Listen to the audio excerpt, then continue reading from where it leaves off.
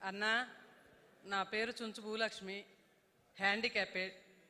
నా వికలాంగుల గ్రూప్ కూడా హ్యాండిక్యాపెడ్స్దే. ఊరు దాటి ఎప్పుడు బయటికి రాలేదు. ఈరోజు మిమ్మల్ని చూస్తుంటే నాకు అసలు తెలియట్లేదు. కానీ మా ఊరోళ్ళంతా నేను వస్తుంటే ఒక్కసారి మీరు మా ఊరు రావాలన్నా. నా కోరికైతే ఇదే.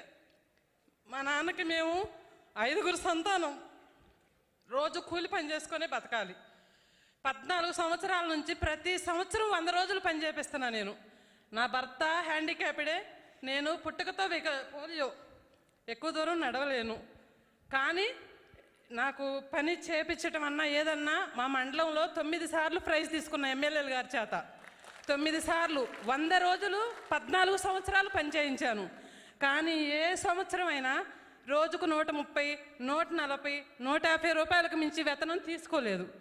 ఈ సంవత్సరం 290 రూపాయలు, రోజుకి 290 రూపాయలు.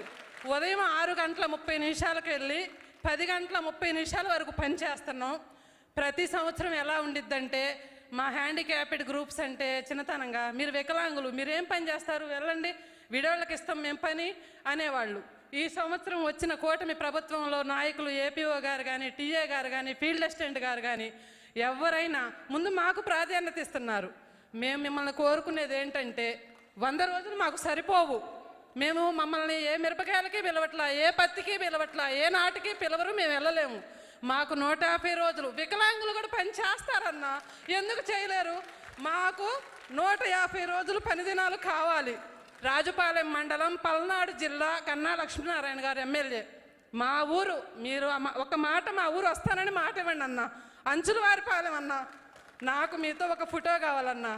నాకు 2 ఆడపిల్లలన్నా, నా చిన్న కూతురు బాగా చదివిద్దన్నా. కానీ నాకు ఆస్తి ఏం లేదన్నా. నా పిల్ల ఇంటర్ అయిపోవస్తుంది. తన తర్వాత చదివించడానికి నాకే ఓపిక లేదు. మీరు నా యందు దయించి దానికి P4 అనే సెక్షన్ ఉందంటన్నా, దాని ద్వారా నాకు ఏదన్నా అవకాశం కల్పించండి అన్న. నా బ్రదర్ అన్న ఏనా, మా ఇంట్లో దేవుడి గుట్లో మీ పటం ఉంటుందన్నా. ఖుషి సినిమా భూమిక గారు మీరు దిగింది పెద్ద బొమ్మ అన్న. మా అన్నయ్య గారికి మీరంటే ప్రాణం అన్న. మేము ఇద్దరం తెల్లవారుజామున 3 రోడ్డు మీదకి వచ్చి బస్సు ఎక్కితే ఇక్కడికి 9:30కి వచ్చామన్నా. మేడం గారు మా కోసం ఎంతగా ఫోన్లు లిఫ్ట్ చేసి రాత్రి 10:30 కూడా, రాత్రి నేను నిద్రపోలేదన్నా. మా ఊరు దాటి నేను ఎక్కడికి వెళ్ళలేదన్నా. ఇవాళ ఇక్కడికి వచ్చి ఇలా మాట్లాడుతూ అసలు మిమ్మల్ని చూడటం నాకు చాలు. ఇంతసేపు మాట్లాడాను మేడం గారు ఏమన్నా అనుకొని.